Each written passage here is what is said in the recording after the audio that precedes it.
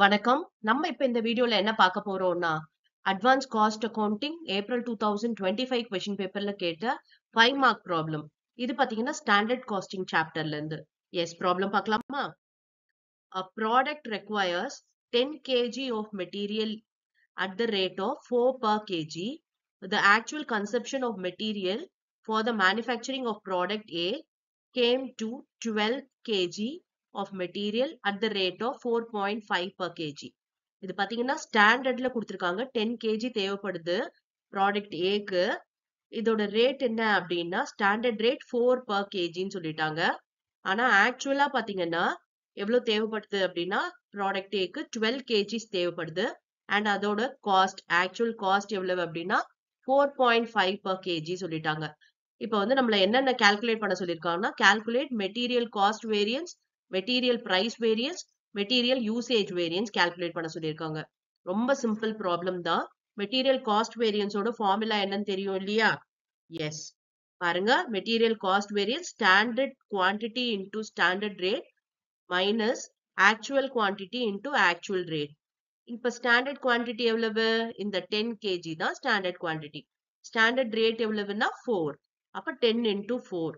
சரியா? இப்ப actual quantity எவ்வளவுன்னா 12 kg. அதோட ஆக்சுவல் ரேட் எவ்வளவுன்னா 4.5. ஓகே, இப்ப சப்ஸ்டிடியூட் பண்ண போறோம். சப்ஸ்டிடியூட் பண்ணா பாருங்க, இங்க 40 வருது. அண்ட் இங்க பாத்தீங்கன்னா உங்களுக்கு 54. அப்ப 40 மைனஸ் 54 பாத்தீங்கன்னா 14 மைனஸ்ல வருது. அதனால நம்ம என்ன சொல்றோம்னா அட்வர்ஸ் அப்படின்னு சொல்றோம். சரியா? இதுவே பாசிட்டிவா வந்துச்சு அப்படின்னா ஃபேவரபிள்னு சொல்லுவோம். இது adverse. Next material price variance formula பார்க்கலாமா? எஸ், பாருங்க. Actual quantity into standard rate minus actual rate. Standard rate எவ்வளவு? 4 தான் ஸ்டாண்டர்ட் ரேட். ஆக்சுவல் ரேட் எவ்வளவு? 4.5. அப்ப 4 மைனஸ் 4.5 பாத்தீங்கன்னா மைனஸ் 0.5 வருது. ஆக்சுவல் குவான்டிட்டி எவ்வளவு? 12 இல்லையா? அப்ப சப்ஸ்டிடியூட் பண்ணுங்க. பாருங்க, 4 மைனஸ் 4.5னா மைனஸ் 0.5 இருக்கு. அப்ப மைனஸ்ல நமக்கு ஆன்சர் இதுலயும் வருது. அப்ப 12 into 0.5 மைனஸ்ல அப்படின்னு பாத்தீங்கன்னா 6 அட்வர்ஸ். ஓகே, இதுவும் வந்து நெகட்டிவ் தான். சரியா? இப்ப அடுத்து பார்க்கலாமா? Material usage variance. அதோட ஃபார்முலா என்னன்னு பார்க்கலாம்.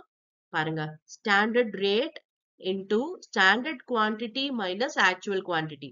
ஸ்டாண்டர்ட் குவான்டிட்டி எவ்வளவு? 10 கொடுத்திருந்தாங்க இல்லையா? 10 kg ரெக்வயர்டு. ஆக்சுவல் குவான்டிட்டி எவ்வளவு? 12 kg. அப்ப 10 மைனஸ் 12, இதுவும் மைனஸ் 2. ஓகே, இதுவும் நெகட்டிவ்ல தான் வருது. அண்ட் ஸ்டாண்டர்ட் ரேட் என்ன அப்படின்னு பாத்தீங்கன்னா 4 per kg இல்லையா? அப்ப 4 into 10 மைனஸ் 12. ஓகே, போட்டோம்னா இதுவும் நமக்கு நெகட்டிவா தான் வருது. ஓகே, ஏன்னா மைனஸ் டூ இன்டூ 4 எவ்வளவு?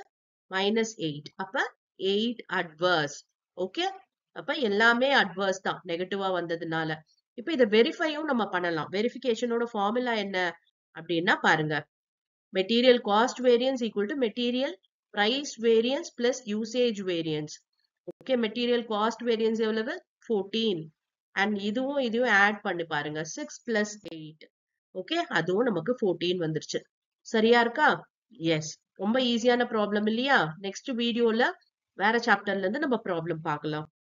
Thank you for your patient listening.